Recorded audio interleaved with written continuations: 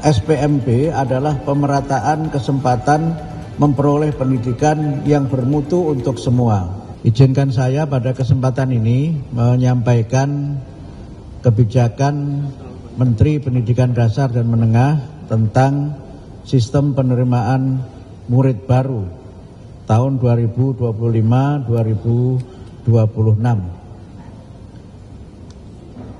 Sistem penerimaan murid baru ini sebenarnya bukan sesuatu yang baru dari sisi materi atau dari sisi substansi, karena sudah banyak beredar di kalangan rekan-rekan wartawan dan memang juga kami telah mensosialisasikan itu dengan beberapa unit terkait, khususnya dengan UPT Kementerian Pendidikan Dasar dan Menengah, karena kepentingan untuk dapat menyampaikan sistem penerimaan murid baru 2025-2026 kepada masyarakat. Akan tetapi karena secara legal kami masih harus menerbitkan peraturan Menteri Pendidikan Dasar dan Menengah, maka prosesnya menjadi sedikit lebih lama. Tetapi isi yang beredar di masyarakat itu tidak berbeda dengan apa yang kami tuangkan dalam peraturan Menteri Pendidikan Dasar dan Menengah.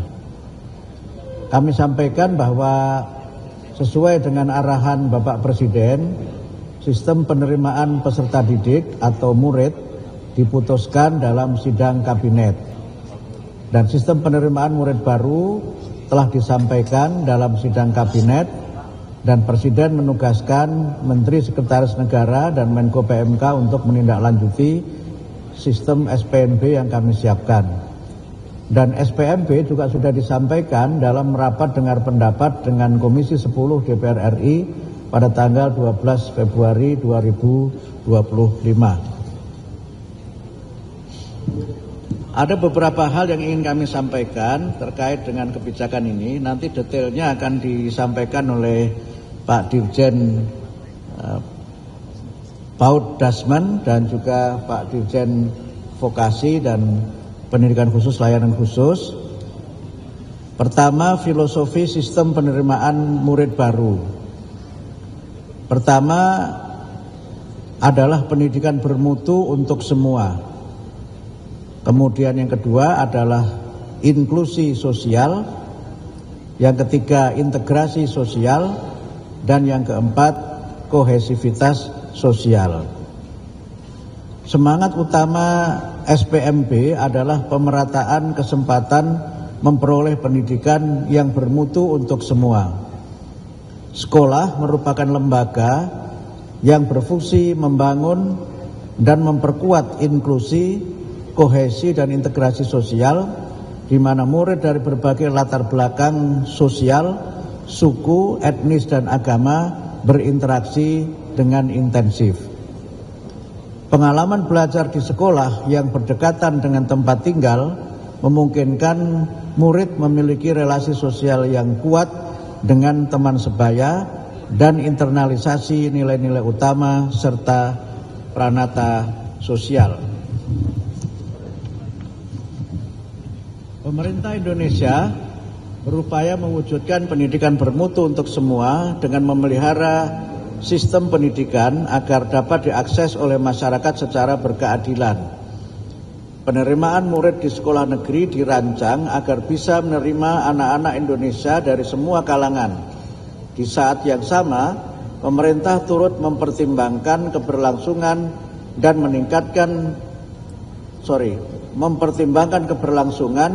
dan peningkatan kualitas di sekolah swasta yang telah berkontribusi dalam menyediakan layanan pendidikan untuk masyarakat.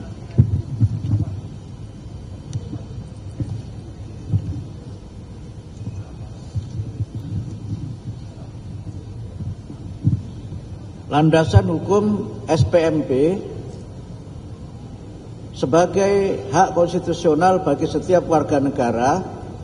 Pendidikan itu berlandaskan pada pembukaan Undang-Undang Dasar 1945 alinea keempat, kemudian Undang-Undang Dasar 45 pasal 31 ayat 1, dan ayat 2, kemudian Astacita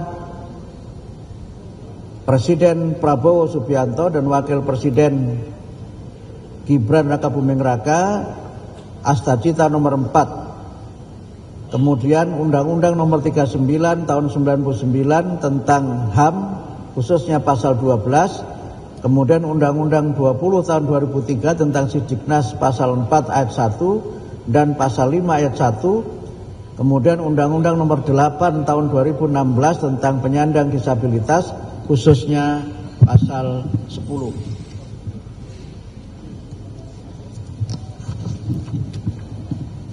Permasalahan dan dampak PPDB 2017-2024. Dari sistem yang kita kembangkan ini, selain berdasarkan pada landasan konstitusional yang sudah tadi saya sampaikan, juga dengan melihat praktik pelaksanaan PPDB 2017-2024 yang di dalamnya kami menemukan beberapa permasalahan untuk kita perbaiki.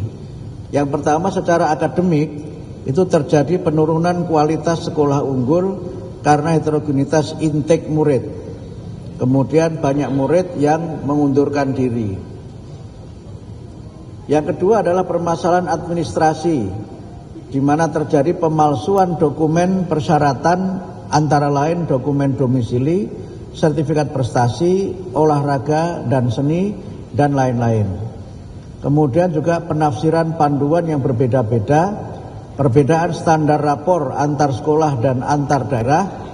Kemudian juga permasalahan administrasi yang berkaitan dengan sebagian sekolah swasta kekurangan atau tidak memiliki murid dan sekolah negeri menerima murid melebihi daya tampung.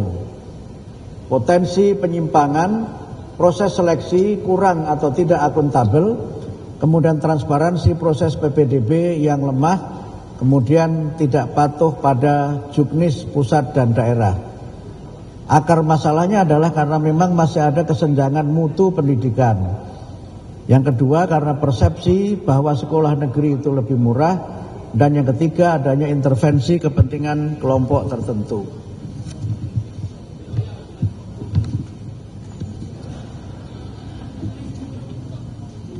Perubahan substansi SPMB. Pertama, dari sisi filosofis, ketentuan saat ini fokus utama adalah pemerataan akses pendidikan melalui zonasi.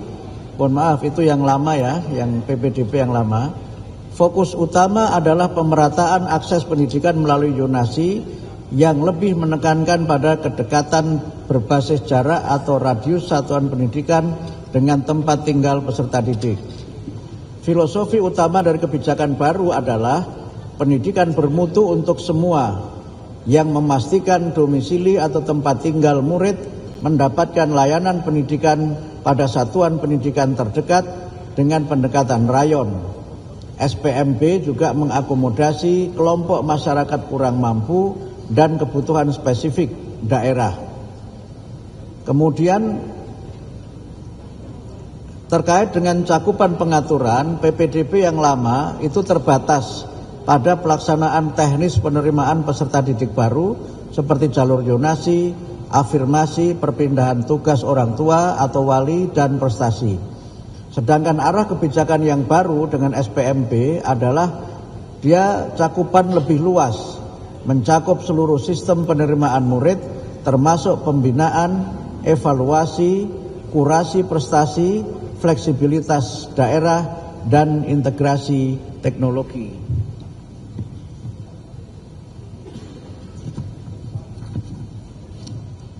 Nah, perubahan yang substantif dalam SPMB adalah yang pertama dalam arah kebijakan baru itu terkait dengan domisili.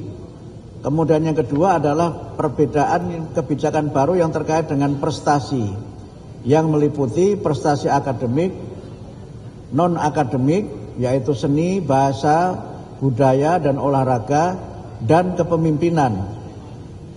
Ini yang baru adalah kepemimpinan. Kemudian afirmasi dan mutasi. Kemudian kebijakan berbasis fleksibel daerah, mengakomodasi kebutuhan daerah seperti pendekatan wilayah administratif atau rayonisasi untuk daerah terpencil dan penyesuaian afirmasi. Kemudian pendekatan yang fleksibel, memberikan otonomi lebih kepada pemerintah daerah untuk mengatur kuota dan mekanisme sesuai karakteristik daerah. Kemudian dorongan inovasi, mengintegrasikan kurasi prestasi, penggunaan data, dan pengawasan berbasis teknologi atau dapodik.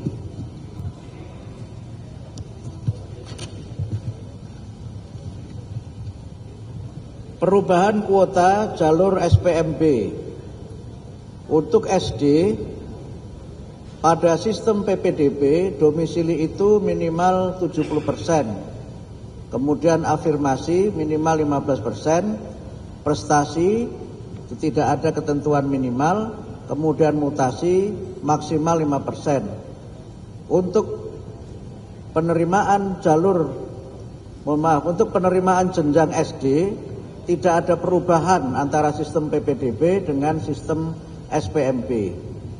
Kemudian untuk SMP, jalur domisili semula 50%, sekarang menjadi 40%. Afirmasi semula 15%, sekarang 20%. Prestasi itu hanya berdasarkan sisa kuota, sekarang minimal 25%. Dan mutasi maksimal 5%, tetap tidak ada perubahan.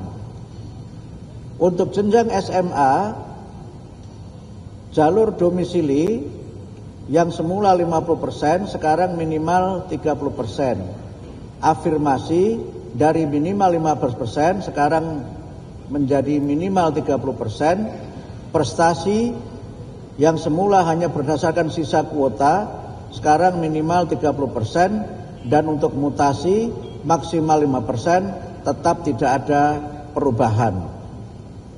Jalur penerimaan murid baru dikecualikan untuk SMK. Seleksi mempertimbangkan rapor atau prestasi atau hasil tes bakat dan minat sesuai dengan bidang keahlian dan prioritasnya. Yang pertama adalah calon murid dari keluarga ekonomi tidak mampu dan penyandang disabilitas minimal 15%. 2. Calon murid yang berdomisili terdekat dengan sekolah maksimal 10%. Dikarenakan masih terdapat sejumlah kecamatan yang tidak memiliki SMA atau SMK negeri, maka SPMB jenjang SMA dilaksanakan dengan sistem rayonisasi dengan ketentuan: 1. Ditetapkan berdasarkan wilayah kabupaten atau kota dalam satu provinsi, dan 2. Rayon ditetapkan oleh Dinas Pendidikan Provinsi.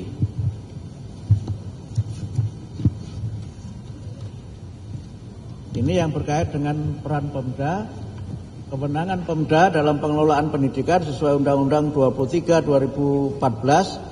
Pemerintah provinsi mengelola pendidikan menengah dan pendidikan khusus. Kemudian pemerintah kabupaten kota mengelola pendidikan dasar, pendidikan anak usia dini, dan pendidikan non formal.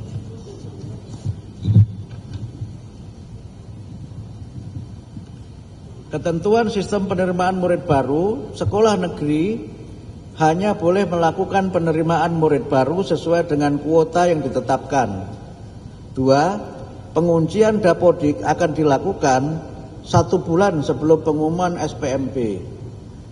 Kemudian yang ketiga, murid yang tidak tertampung di sekolah negeri difasilitasi oleh Pemda untuk belajar di sekolah swasta yang terakreditasi sesuai kemampuan keuangan daerah. Hal ini merujuk pada Peraturan Menteri Dalam Negeri Nomor 3 Tahun 2023 Bab 4 tentang pengelolaan dana BOSP Satuan Pendidikan Swasta.